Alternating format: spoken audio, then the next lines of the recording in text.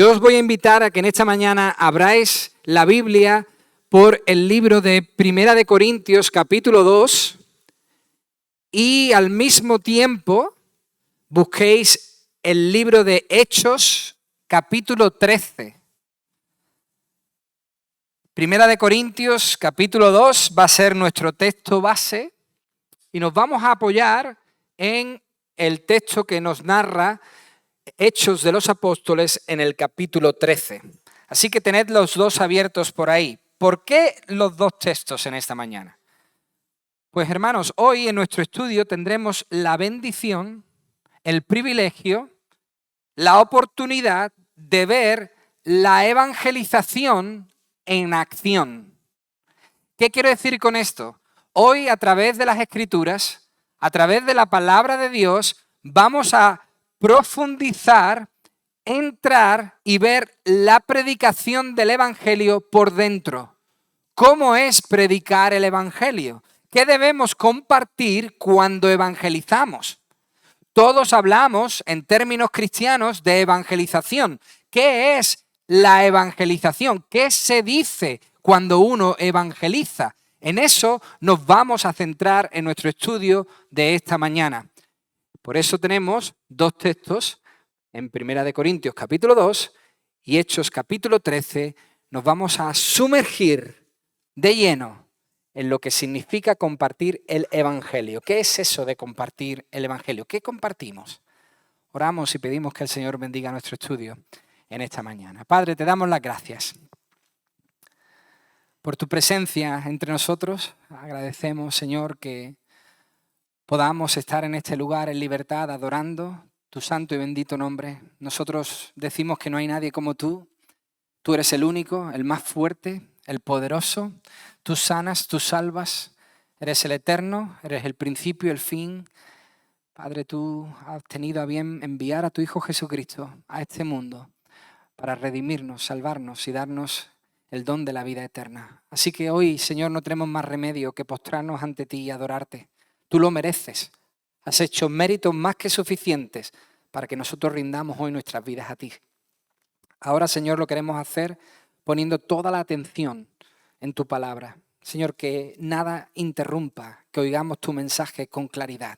Queremos aprender, queremos, Señor, que tú y solo tú toques nuestro corazón, lo transformes, también cambies nuestra mente y la moldes cada vez más a la verdad de tu palabra, a lo que tú quieres. En el nombre de Jesús.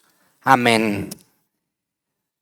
Primera de Corintios, capítulo 2, versículo 1. Dice así la palabra del Señor. Cuando fui a vosotros, hermanos, proclamándoos el testimonio de Dios, no fui con superioridad de palabra o de sabiduría. Yo yendo a vosotros. Así es como realmente comienza el capítulo 2. Y yo, Pablo, yendo a vosotros. El apóstol va a recordarles ahora a los corintios, a quien les escribe, cómo se aproximó a ellos, cómo llegó a ellos, cómo se acercó, cuál fue el principio de su trato con ellos. Dice en este versículo 1 clarísimamente que no llegó confiando en sí mismo. No se presentó ante los corintios confiando en sí mismo, confiando en su capacidad de convicción, sino confiando plenamente en lo que Dios había prometido. Así se acercó a ellos, no confiando en él, sino confiando en lo que Dios había prometido, algo que Pablo ya ha dicho con anterioridad. Pablo dijo, al salvar a los corintios por medio del mensaje de la cruz, Dios eliminó toda jactancia humana, eliminó todo orgullo, eliminó todo motivo para presumir, eliminó cualquier arrogancia. Por lo tanto, dice Pablo, la única jactancia que tenemos los cristianos, de lo único que los cristianos nos podemos enorgullecer, está en Cristo, está en el Señor. Por eso repite aquí en el versículo 1 que acabamos de leer que llegó a los corintios totalmente despojado de confianza en sí mismo. No fue con arrogancia, no fue con presunción, no fue creyéndose un superhéroe, llegó despojado de toda confianza para que no hubiese dudas. ninguna duda de que el poder de salvación venía solo de Dios. Y así los corintios pondrían su fe única y exclusivamente en el Señor. Dice que no fue utilizando su testimonio, no fue ante los corintios a hablarles de sí mismo, no fue a ponerles el currículum en la cara y decirle, mira, este soy yo. No, versículo 1, fue hablándoles el testimonio de lo que Dios había hecho. ¿Y cuál es el testimonio de Dios? Hablamos del testimonio de Dios, que Pablo fue a entregarles el testimonio de Dios, pero ¿qué es el testimonio de Dios? Pues Juan, el discípulo amado, en su primera carta, en el capítulo 5, versículo 11, nos dice qué es el testimonio. Dice primera de Juan 5, 11, el testimonio es este, que Dios nos ha dado vida eterna y esta vida está en su Hijo. Ese es el testimonio que Pablo compartió con los corintios, el testimonio de lo que Dios ha hecho en Cristo. No su vida, no sus conocimientos, sino la obra que Dios ha hecho en Cristo. Pablo no confió nunca en su retórica, en su arte a la hora de expresarse, y tenía mucho, os lo puedo asegurar. No confió en la sabiduría humana que él pudiera poseer. No confió en las muchas palabras que pudiese utilizar. No quiso resaltar en ningún momento delante de los corintios. Él sabía que no podía hacer eso. Que por mucho que fuese él persuasivo, por muy inteligente que fuese él, por muy sabio, por mucho que hablase bien, la gente no le iba a oír. Las muchas palabrerías la gente no las oye. Yo he estado en cultos, en servicios, en lugares donde ha habido palabrería y os puedo asegurar que en el ambiente se palpaba que nadie estaba escuchando. Pero no es una idea humana. Esto no es algo que nosotros en las iglesias hemos detectado después de hacer unas cuantas encuestas. ¿Oís al pastor cuando pasa el minuto 40? Algunos. Pero no es una encuesta. Esto es algo que el propio Señor Jesucristo ya dijo. En Mateo capítulo 6, versículo 7, Jesús, hablando acerca de la oración, deja entrever que no se oye a la palabrería. Mateo 6, 7 dice, y al orar, no uséis repeticiones sin sentido como los gentiles. Recordemos que los corintios eran gentiles. Porque ellos se imaginan que serán oídos por su palabrería. Ellos piensan que diciendo muchas palabras van a ser oídos, que utilizando muchas sabidurías, muchas ideas van a ser oídos. Y no es así. Pablo está diciendo, hermanos, yo confié más en la historia de lo que Dios ha hecho a través de Cristo que en cualquier mensaje que yo pudiera hacer sonar bien. En otras palabras, yo confié más en el mensaje de Dios que en mí mismo. ¿Y por qué se comportó de ese modo? Pablo está diciendo, ¿por qué elegí ese tipo de acercamiento? Versículo 2. Pues nada me propuse saber entre vosotros, excepto a Jesucristo y este crucificado. Pablo viene a decirles, llegué a vosotros habiendo ya determinado, habiendo ya resuelto de antemano, habiendo decidido de manera firme, una decisión inquebrantable, inamovible, no saber cosa alguna, sino a Jesucristo y a este crucificado. Hermano, esto no significa que Pablo dejó a un lado los demás conocimientos, que Pablo no usó alguna que otra conversación, no. Sino que más bien el apóstol hizo del Evangelio su único discurso, hizo del Evangelio su única predicación, hizo del Evangelio su única pasión mientras estuvo con los corintios. ¿Por qué se comportó Pablo de ese modo? Porque comprendió.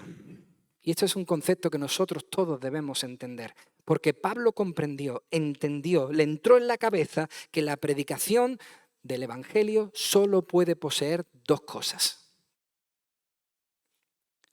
Las mismas dos cosas que debía siempre predicar Pablo donde quiera que Dios le llevara. Lo entendió así y así lo llevó a cabo. Dos cosas esenciales que debían saber los corintios. ¿Cuáles son esas dos únicas cosas que debe llevar la predicación del Evangelio? ¿Quién es Jesús? y qué significa su muerte. Esa es la predicación del Evangelio. ¿Quién es Jesús y qué significa su muerte? De hecho, hermanos, eso no lo hacía solamente Pablo, lo hacían todos los apóstoles. Todos, si examináis sus predicaciones, en todas las predicaciones ellos hablaban de quién es Jesús y qué hizo Jesús, qué significa su muerte. Vamos a ver esta del apóstol Pablo. Vamos a ver cómo lo hacía Pablo. Pues es importante que entendamos cómo predicaba Pablo el Evangelio. Fijaos, el teólogo, pastor y profesor inglés del siglo XIX, Charles Harold Dodd, mi hijo se va a enfadar mucho porque estoy hablando así, pero se llama Carlos Dodd para todos nosotros, nuestro hermano Carl. Nuestro hermano Carlos Dodd analizó y estudió con sumo cuidado, meticulosamente, la predicación de los apóstoles. Las analizó y llegó a la conclusión de su tesis que el mensaje del Evangelio que predicaban, esto es conocido teológicamente con la palabra griega kerigma, esta palabra kerigma significa la estructura de la predicación, el contenido, vamos a decir, de la predicación, este hombre lo analizó y se dio cuenta que el contenido de la predicación seguía un patrón entendible por cualquier oyente incrédulo. Esto es muy interesante. Esto nos tiene que dar seguridad. El mensaje que predicamos es un mensaje entendible para cualquier oyente que aún no haya creído. Un patrón, dice este hermano, el hermano Dodd, que todos los apóstoles siguieron exactamente el mismo y que contiene 6 puntos. Por eso yo os he dicho que vayamos a Hechos capítulo 13. Venid conmigo ahora a Hechos capítulo 13 y vamos a analizar los 6 puntos que tiene la predicación del Evangelio que utilizaron los apóstoles. En Hechos capítulo 13 vemos a Pablo en su primer viaje misionero y hace parada en la ciudad de Antioquía. Y en la ciudad de Antioquía, Pablo lanza una predicación. ¿Cuál? La predicación del Evangelio. La vamos a leer juntos y vamos a analizar los 6 puntos que tiene la predicación del Evangelio. Punto número 1, dice Dodd. De lo primero que hablaban los apóstoles es de lo siguiente. La era del cumplimiento de las promesas de Dios hechas en el Antiguo Testamento ha llegado. Eso es lo primero que decían los apóstoles, que las promesas hechas por Dios en el Antiguo Testamento han venido a cumplirse. Versículo 16 del capítulo 13 de Hechos. Pablo se levantó y haciendo señal con la mano, dijo: hombres de Israel y vosotros que teméis a Dios, escuchad. El Dios de este pueblo de Israel escogió a nuestros padres y engrandeció al pueblo durante su estancia en la tierra de Egipto y con brazo levantado los sacó de ella. Y por un periodo como de 40 años los soportó en el desierto. Después de destruir 7 naciones en la tierra de Canaán, repartió sus tierras en herencia. Todo esto duró como 450 años. Y después de esto les dio jueces hasta el profeta Samuel. Entonces ellos pidieron un rey y Dios les dio a Saúl, hijo de Cis, varón de la tribu de Benjamín, durante 40 años. Después de quitarlo, esto es, después de quitar a Saúl, le levantó por rey a David, del cual Dios también testificó y dijo: he hallado a David, hijo de Isaí, un hombre conforme a mi corazón que hará toda mi voluntad. Si os dais cuenta, Pablo hace un repaso rapidísimo, corriendo, de la historia del pueblo de Dios. Hermanos, eso es de lo primero que hablaban los apóstoles en su predicación. Hablaban de historia. Ponían el mensaje del Evangelio en contexto histórico. Porque no se puede saber lo que Dios ha hecho en Cristo, y por lo tanto no se puede conocer bien quién es Cristo, si no se conoce la historia del plan de Dios.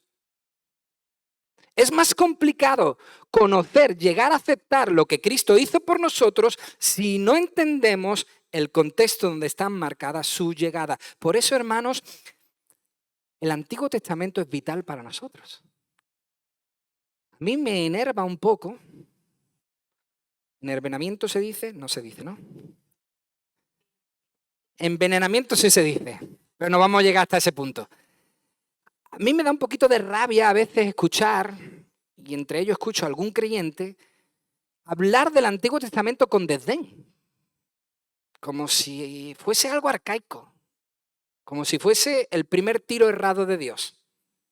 Así algunos ven el Antiguo Testamento como que fue un fallo, pero está ahí para que nosotros lo podamos leer. Como que, qué pesado es leer del Antiguo Testamento. Hermanos, para nosotros el Antiguo Testamento es vital, importantísimo a la hora de compartir el Evangelio. Hay que entender que el plan de Dios es desde la eternidad. No desde que llegó Cristo, el plan de Dios comenzó en la eternidad y Dios, de manera soberana, majestuosa, lo ha ido trabajando, desarrollando durante toda la historia. Nada se le ha escapado, nada ha sido un error, nada ha sido un borrón, todo ha salido tal y cual Él lo ha planeado. Los apóstoles, el ejemplo que tenemos nosotros aquí delante, Pablo especialmente, no iban por ahí confiando en filosofías bien sonantes, sino que iban compartiendo hechos, razones, cosas palpables, verdades. Les contó Pablo la verdad que narra la historia y nada más. No se anduvo con rodeos, fue directamente al grano y empezó contándole cómo Dios desarrolló la historia del pueblo de Dios hasta Jesucristo. En eso confiaba Pablo porque sabía que así la persona podía ser alcanzada más fácilmente. Así que el primer punto de la predicación del Evangelio contiene un contexto, contiene historia. El segundo punto, dice nuestro hermano Carlos Ott, esas promesas que Dios ha hecho en el Antiguo Testamento se han cumplido a través del ministerio, muerte y resurrección de Jesús, el Mesías, el Cristo. Versículo 23. Hechos capítulo 13, versículo 23. Dice, de la descendencia de este, refiriéndose a David, conforme a la promesa, Dios ha dado a Israel un Salvador, Jesús, después de que Juan predicó, antes de su venida, un bautismo de arrepentimiento a todo el pueblo de Israel. Cuando Juan estaba a punto de terminar su carrera, decía, ¿quién pensáis que soy yo? Yo no soy el Cristo, mas he aquí, viene tras mí uno de quien yo no soy digno de desatar la sandalia de sus pies. Hermanos, hijos del linaje de Abraham y los que entre vosotros teméis a Dios. El mensaje iba para los judíos y también para los gentiles. A nosotros nos es enviada la palabra de esta salvación. Pues los que habitan en Jerusalén y sus gobernantes, sin reconocerle a Él ni las palabras de los profetas que se leen todos los días de reposo, cumplieron estas escrituras condenándole. Y aunque no hallaron causa para dar muerte a Jesús, pidieron a Pilato que le hiciera matar. Y cuando habían cumplido todo lo que estaba escrito acerca de él, le bajaron de la cruz y le pusieron en un sepulcro. Pero Dios le levantó de entre los muertos y por muchos días se apareció a los que habían subido con él de Galilea a Jerusalén, los cuales ahora son sus testigos ante el pueblo. Lo primero que predicaban los apóstoles era el contexto y lo segundo, lo hemos leído, Jesús. Todas las promesas hechas por Dios se cumplen en Jesús. Hermanos, la venida de Cristo es el cumplimiento de todo lo que Dios ha prometido. Pero nosotros debemos entender una cosa, que si no sabemos cuáles son esas promesas, si no sabemos el punto número 1, no sabremos qué promesas Dios ha cumplido en Cristo. Por eso, un puzzle no se aprecia en su plenitud hasta que todas las piezas están juntas. ¿Es verdad? Tú puedes ir haciendo un puzzle. Lo vas construyendo y dices, ya más o menos se ve, pero no en su plenitud. Se detecta algo, pero no en su plenitud. Necesitamos todas las piezas. Por eso Pablo va pieza a pieza dándoles la predicación del Evangelio. Y lo que hace aquí en este punto 2, Pablo es describir a Jesús. Y hermanos, no lo describe como un cualquiera. No dice es el hijo del carpintero, no dice es el nazareno, no dice que es el hijo de María. Clarísimamente Pablo dice quién es Jesús, versículo 23, el Salvador. Cristo, Jesús, es el Salvador y no un Salvador cualquiera. Pablo dice, Jesús es más grande que Juan el Bautista y que todos los profetas juntos, versículo 25. Lo que está haciendo Pablo es decir, en Cristo Dios cumplió con su palabra dada a su pueblo por medio de los profetas. En este punto de la predicación Pablo está dejando claro que no hablaba de un marciano. No estoy hablando de un marciano o de un extraterrestre, no estoy hablando de un ser mitológico, no estoy hablando de alguien extraño, sino que estoy hablando del Salvador. Ese es Jesús, el Mesías prometido. Mis queridos hermanos, los apóstoles no predicaban rarezas. No iban por ahí predicando cosas extrañas. No iban por ahí diciendo Jesús en realidad fue un ángel que se reveló trayendo su mensaje en unas placas de oro. Ahora todo aquel que lea esas placas de oro y al mismo tiempo medite, quitando de su cabeza todo lo que le impida acercarse a ese karma, quitando de su cabeza todo lo que le impida poder salir de esta existencia, entonces podrá ser liberado. No, eso no predicaban los apóstoles. Su testimonio era un testimonio sencillo, fácil de entender, coherente para el oyente de lo que Dios ha hecho para salvar a la humanidad. ¿Hasta aquí queda claro el Evangelio? Yo creo que sí. Un contexto donde Dios promete algo que se cumple en Jesucristo. Pero hay un punto número 3, dice nuestro hermano Carlos. Dice, en su resurrección, Cristo fue exaltado a la diestra de Dios como cabeza del nuevo Israel, esto es, como cabeza del nuevo pueblo de Dios, la iglesia, y como Señor de señores. Versículo 32. Y nosotros, dice Pablo en su predicación, os anunciamos la buena nueva, de que la promesa hecha a los padres, Dios la ha cumplido a nuestros hijos al resucitar a Jesús, como también está escrito en el Salmo 2. Hijo mío eres tú, yo te he engendrado hoy. Y en cuanto a que le resucitó de entre los muertos para nunca más volver a corrupción, Dios ha hablado de esta manera. Os daré las santas y fieles misericordias prometidas a David. Por tanto, dice también en otro salmo, no permitirás que tu santo vea corrupción. Porque David, después de haber servido al propósito de Dios en su propia generación, durmió, o sea, murió y fue sepultado con sus padres y vio la muerte. Murió, vio corrupción. Pero aquel al que Dios resucitó no vio corrupción. Hermanos, este es el Evangelio. Lo dice el versículo 32. Nosotros os predicamos las buenas nuevas. Nosotros predicamos el Evangelio. Este es el Evangelio. Dios, al levantar a Jesús de entre los muertos, al resucitar, le dice Pablo, declaró que Jesús era el Hijo que había cumplido la perfección con el plan de redención. Pero al mismo tiempo, Dios declaró que Él era su Padre. Hermanos, este es el sello público de que Dios acepta la obra hecha por su Hijo en la cruz. Es aceptada, es perfecta, cumple con los requisitos. Y una cosa muy importante, no nos confundamos con estos salmos. No es que ahora, después de resucitar, Jesús fuese hijo y antes no.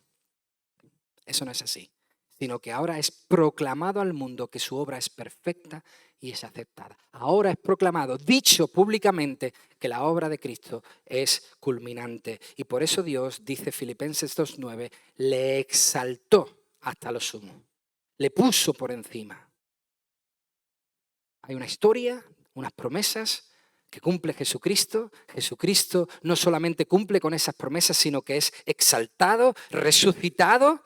Y el punto número 4 de la predicación del Evangelio es muy importante. El Espíritu Santo en la Iglesia es la evidencia, la señal de que el poder y la gloria de Cristo han llegado a los que creen. A la Iglesia se le promete en Hechos capítulo 1, en Juan capítulo 14, en Juan capítulo 15, la venida del Espíritu Santo, lo cual ya es una realidad. que vemos a partir de Hechos capítulo 2. Y dice el comentarista Gordon Fee algo muy interesante. La meta que tiene el Espíritu Santo para el creyente no es llevarlo, no es transportarlo, no es sacarlo de esta era presente, no es aislarlo en una esquina, no es meterlo en una burbuja, sino darnos el poder para vivir esta vida presente. Esa es la meta que tiene el Espíritu Santo que ha llegado. Punto número 5 del análisis de esta predicación de los apóstoles es muy importante también, porque la era mesiánica, esa que comenzó con la llegada de Cristo, terminará con el retorno de Cristo. Con el retorno de Cristo que juzgará al mundo. Dice el capítulo 17 de Hechos, versículo 31, que Dios ha establecido un día en el cual juzgará al mundo en justicia. Dios ya sabe el día que será. Solo Él sabe que vendrá un día donde juzgará al mundo en justicia. ¿Por medio de quién? Por medio de un hombre, Jesucristo, a quien ha designado, habiendo presentado pruebas a todos los hombres al resucitarle de entre los muertos. Ha dado evidencias de que Jesús es el Salvador. Por lo tanto, no habrá excusa. Hermanos, Jesús comenzó la era del reino. Él dijo, lo primero que dijo, el reino de Dios ha llegado. Y al mismo tiempo, Él será el encargado de cerrar esa era aquí para continuarla en perfección por toda la eternidad. Para perfeccionarla, para mostrarla en su plenitud. En ese momento, Dios llevará el reino a su máximo potencial. Lo que Él quiso hacer en un principio, eso es lo que Dios hará al final. Y el punto número 6 es culminante. Ya vemos cómo se predica el Evangelio, ya vemos los ingredientes que tiene, ya vemos que ya se ha predicado. Ahora también vemos que Cristo va a volver para juzgar a aquellos que lo reciben y a aquellos que no lo reciben. Y dice el punto número 6 del estudio de Carlos que la predicación, el contenido de la predicación, el querigma, siempre cierra, la predicación siempre se cierra con el mensaje de arrepentimiento, perdón de pecados, la promesa del Espíritu Santo y la vida eterna para aquellos que creen y se arrepienten. Versículo 38. Por tanto, esta es la conclusión, este es el llamado. Hermanos, sabed que por medio de él os es anunciado el perdón de pecados. Y que de todas las cosas de que no pudisteis ser justificados por la ley de Moisés, por medio de Cristo, atentos a esto, eso es glorioso, por medio de Jesucristo, todo aquel que cree es salvado, perdonado, justificado. Tened pues cuidado, esto también hay que decirlo, tened pues cuidado de que no venga sobre vosotros aquello de que se habla en los profetas. Mirad, burladores, maravillaos y pereced. Porque yo hago una obra en vuestros días, una obra que nunca creeríais, aunque alguno os la describiera. ¡Wow!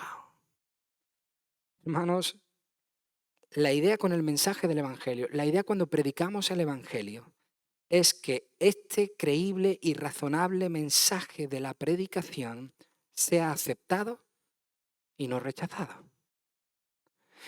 Este es el motivo por el cual predicamos el Evangelio, para que sea aceptado y no rechazado. Pues las consecuencias son eternas. Aquel que lo recibe es perdonado, salvado, justificado. El que no es condenado. La Biblia no puede ser más clara, hermanos.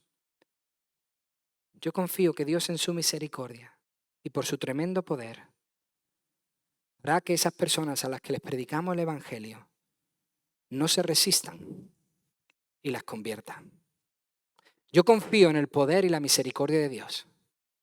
Que cuando predicamos un evangelio así, que no es nuestro, que es de Dios, el Señor llame a la persona, esta no se resista y la convierta. ¿Por qué lo creo? Un poquito más abajo, versículo 48. Oyendo este evangelio los gentiles se regocijaban y glorificaban la palabra del Señor. ¿Y qué hicieron? y creyeron cuantos estaban ordenados a vida eterna. Y la palabra del Señor se difundía por toda la región. Hermanos, este es el poder del Evangelio. No es la retórica de Pablo, no es sabiduría humana, es el poder del Evangelio. Por eso, muy atentos. ¿Qué es evangelizar? Para resumirlo en una sola frase, evangelismo es informar a la gente de lo que Dios ha hecho en favor de la humanidad a través de Cristo Jesús. Eso es evangelizar.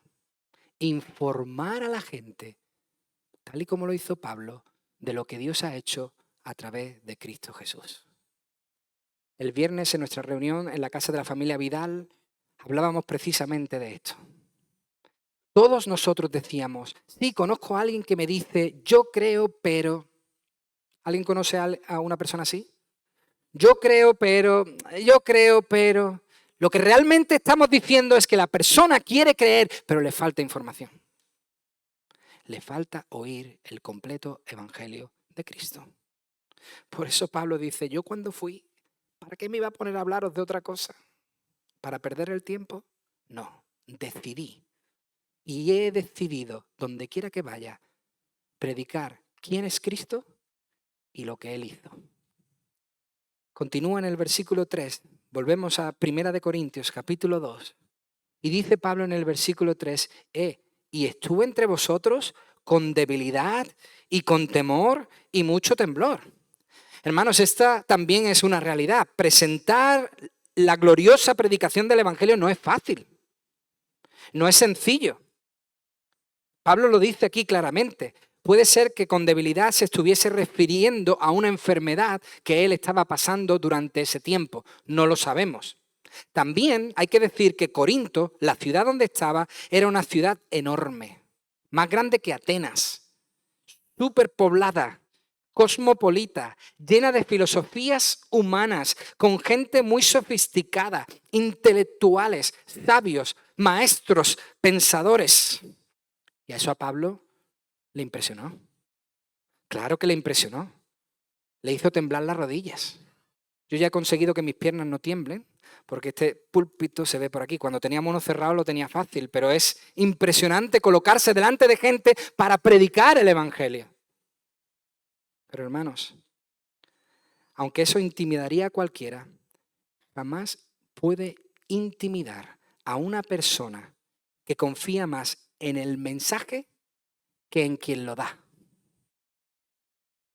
Nosotros nos intimidamos porque estamos pensando en nosotros mismos. No me avergüenzo de mí mismo, dice Pablo. No. ¿No me avergüenzo de qué? Del Evangelio.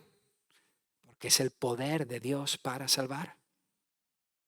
Hermanos, a veces nosotros nos impresionamos porque estamos pensando en nosotros mismos y no en el mensaje. Pero Pablo no se impresionó hasta el punto de rendirse. Sí, se vio un poco cohibido, pero no se rindió. Precisamente porque él confiaba más en el poder del mensaje, en Dios, que en sí mismo. Y así termina Pablo esta sección, versículo 4. Dice, y ni mi mensaje ni mi predicación fueron con palabras persuasivas de sabiduría, sino con demostración del Espíritu y de poder, para que vuestra fe no descanse en la sabiduría de los hombres, sino en el poder de Dios. Hermanos, el verdadero poder no viene de la persona. El verdadero poder que cambia y transforma no viene del predicador, sino de la acción del Espíritu Santo. Pero aunque Pablo se mostró débil en Corinto y su predicación pues carecía de la retórica del momento, el hecho de que estos corintios abrazaran la fe, el hecho de que estos corintios se convirtiesen, demostró que la predicación de Pablo no le faltaba poder. Que se convirtiesen demostraba que a la predicación de Pablo no le faltó poder alguno. Al contrario, su predicación probó, capítulo 1, versículo 25, que lo débil de Dios es más fuerte que todo. Su predicación mostró que el mensaje del Evangelio es suficiente. Iván, ¿por qué dices eso continuamente, que el Evangelio es... Porque lo vemos en toda la Escritura. Hechos capítulo 16. Pablo llega a Macedonia, no encuentra sinagoga, se va a un río y hay un grupo de mujeres orando, dice la Biblia. Pablo se acerca a ese grupo de mujeres y empieza a predicarle el querigma, el Evangelio, la historia, las promesas en Cristo, la ascensión de Cristo después de haber sido resucitado por Dios, vendrá el Espíritu Santo, tenéis que arrepentiros, Cristo va a volver. Les predica todo el Evangelio. Hechos 16, 14. Y estaba escuchando cierta mujer llamada Lidia, de la ciudad de Tiatira, vendedora de telas de púrpura, que adoraba a Dios, que quería conocer a Dios. ¿Y qué ocurrió? El Señor abrió su corazón para que recibiera lo que Pablo decía. No para que recibiese a Pablo, sino para que recibiese a Cristo. Hermanos, lo que tenemos que hacer es mantener la predicación del Evangelio tal cual es. No nos vayamos con rodeos, no añadamos, no quitemos, no sofistiquemos. El Evangelio es lo que es y es suficiente. Contiene poder. Por lo tanto, el poder del que habla el versículo 5, el poder que nos muestra, el versículo 4, esa fuerza del Espíritu de la que habla el versículo 4, aquí no se está refiriendo a señales y milagros. No. Pablo no está diciendo, yo prediqué el Evangelio con muchos milagros, que ocurrió en alguna que otra ocasión, pero no ahora. No se está refiriendo a señales y milagros, porque hermanos, más milagros que vio la multitud que seguía a Jesús, no vio nadie. Jamás en la historia ha habido unas personas que viesen más milagros que aquellos que siguieron a Jesús. Cientos de miles de milagros, cientos de miles de prodigios, cientos de miles de señales, y no creyeron. De hecho, no solo no creyeron, sino que al final gritaron, crucifícale. Por lo tanto, Pablo no se está refiriendo aquí a señales, a milagros, a prodigios. Ese poder no es ese, sino más bien Pablo está diciendo que en un lugar tan difícil como era Corinto, con corazones no de piedra, corazones de hormigón, en un terreno tan complicado para la semilla del Evangelio, los corazones no pudieron resistirse a la predicación. Ese es el poder. Ni el corazón más duro, si Dios quiere, jamás se podrá resistir a la predicación del Evangelio. Jamás podrá resistirse a recibir la obra de Dios en Cristo. Por eso, hermanos, la alternativa a las sabidurías que el mundo propone, la alternativa a las religiones que el mundo propone, no es poder. El cristianismo no tiene que ir por ahí simplemente mostrando señales, prodigios y obras sobrenaturales. La alternativa es el Evangelio predicado. Cuando el Evangelio se predica con poder, el mensaje, el querigma se predica, si Dios quiere no hay corazón que se resista. Porque es recibido de manera sobrenatural por los hombres a través de la obra del Espíritu Santo. Por lo tanto, versículo 5, la fe no descansa en el poder de un hombre haciendo milagros. Nuestra fe no descansa en las obras de los hombres o en una idea sofisticada, sino en el poder de Dios, que abre y convence la mente de los hombres a la verdad.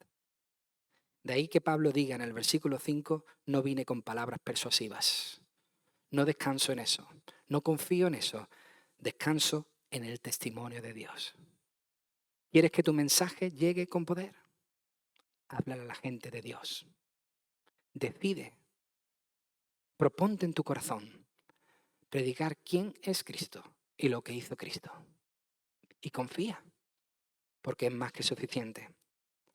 Además, mis queridos hermanos, la meta que Dios tiene es hacernos creer. Es llevarnos a creer. Llevarnos a creer derribando toda altivez, todo orgullo, toda jactancia por medio del contenido de la predicación y solo por el contenido de la predicación. Si hubo alguien duro de corazón, con un corazón de los más duros que ha existido sobre la tierra, fue un escritor muy conocido hoy día llamado C.S. Lewis. Algunos le conoceréis porque es el autor de las Crónicas de Narnia, a pesar de otros libros que ha escrito. Pero C.S. Lewis, ateo, confeso, dice que se convirtió el 28 de septiembre de 1931 de camino al zoológico. ¿Cómo? No era una iglesia, no en un rincón mientras le predicaba, no, yendo al zoológico. Él pertenecía a un grupo de ateos, grupo que se fue mermando, mermando y mermando mientras hablaban de Dios y Cristo. Mientras hablaban filosóficamente, históricamente de Dios y de Cristo, el grupo se fue haciendo más pequeño, más pequeño y más pequeño. El Evangelio se estaba predicando sin que ellos lo supiesen. Y dice el propio C.S. Lewis, cuando partimos hacia el zoológico, no creía que Jesucristo fuera el Hijo de Dios, pero cuando llegamos al zoológico, sí. Y dice, ¿cómo ha ocurrido eso? Vamos a ver, ¿en qué iglesia se pararon? ¿Sería en una como esta, dice Victoria, seguro, porque no puede, sería, ¿no?, en una iglesia magnífica? No, no. El Señor transformó su mente después de haber oído el Evangelio. Dice él mismo, solo entendí que había pasado de muerte a vida. Lo acepté. Acepté lo que Dios me proponía en Jesucristo. Solo entendí que pasé de la oscuridad a la luz. De la niebla que se había levantado ese día, empezó a brillar una luz que él llama el Hijo de Dios. Hermanos, Dios le abrió el entendimiento, le hizo creer. La predicación hizo su efecto. Y cuando se dio cuenta, entendió que no tuvo nada que ver con él, no tuvo nada que ver con un predicador, sino que fue la obra de Dios. Ahora bien, dice Fi, el verdadero peligro en toda predicación, el peligro que nosotros como cristianos tenemos a la hora de predicar el Evangelio es este, la confianza en uno mismo. Hermanos, cuidado. El Evangelio es poderoso. No me necesita. No nos necesita. Solo predícalo tal cual es. El peligro está siempre en dejar que la forma y el contenido se interpongan en el camino de lo que debería ser el único interés, el Evangelio proclamado tal cual es. Romanos 10:14, y así terminamos. No puede ser más exacto, no puede venir mejor para cerrar este estudio. ¿Cómo pues invocarán a aquel en quien no han creído? ¿Y cómo creerán en aquel de quien no han oído? ¿Y cómo oirán sin haber quien les predique? Queridos hermanos, prediquemos el verdadero evangelio y luego confiemos. Dios es el que hace la obra. Padre, a ti la gloria y a ti el honor, porque el evangelio ha llegado a nuestros corazones. Lo hemos entendido. Se nos hacía extraño, se nos hacía duro por nuestro pecado, pero tú has derribado todo orgullo, toda altivez, todo pensamiento que se interponía entre tú y nosotros. Y tu obra a través de Cristo ha tocado nuestras vidas de tal forma que solo podamos darte gracias. Gracias, Jesús, por habernos salvado. Señor, mi deseo es que si hay alguien entre nosotros que habiendo oído el Evangelio aún no ha aceptado ese regalo, abre su mente, convéncele, entra con poder en su vida y conviértele. En el nombre de Jesús. Amén.